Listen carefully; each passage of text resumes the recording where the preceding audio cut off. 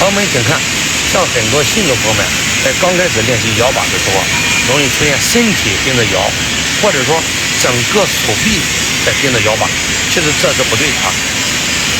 首先我们来说一下握把的姿势啊，不要握在这个手指的中间。咱们来看，如果说握紧握在手指中间，那咱们的手腕它是比较僵硬的，不会动。在握把的时候啊，一定要轻松自然一些啊！你看手轻轻的拿住，自然一点，这样呢手不要用的劲儿太大。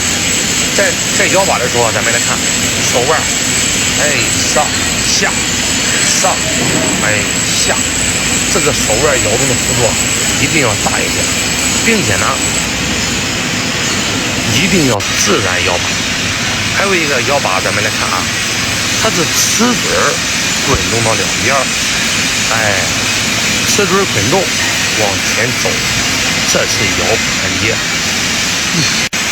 装到无极以后，咱们再来看，齿嘴滚动到边，无极也跟着到边，滚动齿嘴，这才叫摇把啊，不然容易滑枪啊。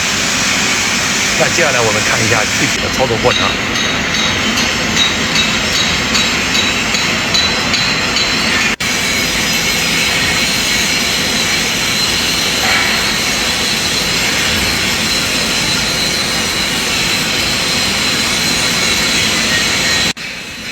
学会的朋友们，别忘了双击鼓励，感谢大家。